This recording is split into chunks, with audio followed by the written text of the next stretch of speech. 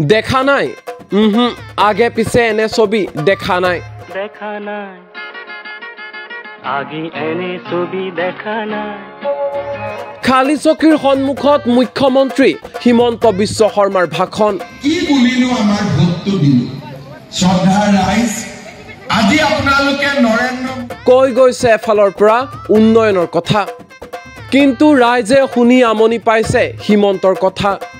মুখ্যমন্ত্ৰী হিমন্ত বিশ্ব শৰ্মাৰ আঁচনিৰ টুপেও কাম নিদিলে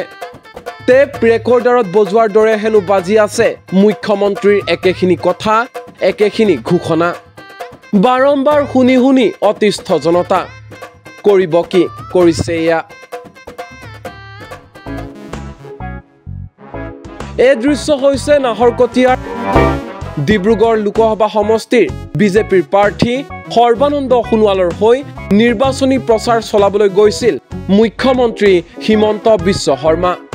কিন্তু তেতিয়াই কাহানিও সন্মুখীন নোহোৱা এক পৰিৱেশৰ সন্মুখীন হ'ল মুখ্যমন্ত্ৰী হিমন্ত বিশ্ব শৰ্মা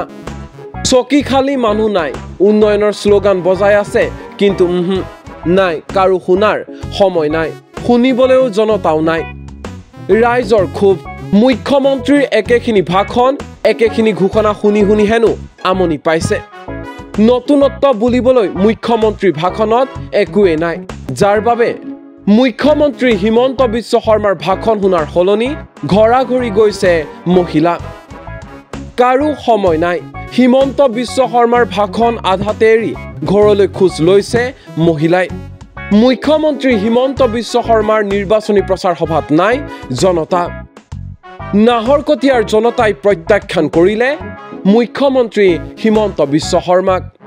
ভাৰতৰ মানুহে আমাক কেনেকে চাব বোলে এই মানুহজনে মোদীক প্ৰধানমন্ত্ৰী নিবিচাৰে ৰাহুল গান্ধীক প্ৰধানমন্ত্ৰী বিচাৰে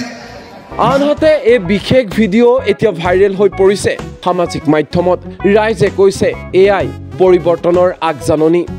ভাৰতৰ মানুহে আমাক কেনেকে চাব বোলে এই মানুহজনে মোদীক প্ৰধানমন্ত্ৰী নিবিচাৰে ৰাহুল গান্ধীক প্ৰধানমন্ত্ৰী বিচাৰে মানুহেও আমাৰ ওপৰত দুবাৰ চিন্তা কৰিব যে আমি কি বুলিনো আমাৰ ভোটটো দিলো শ্ৰদ্ধাৰ ৰাইজ আজি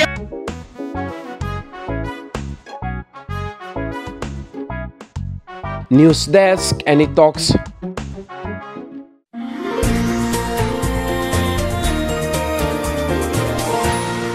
এনি টক্স হুতৰ বিপৰীতে ৰাইজৰ স্বাৰ্থত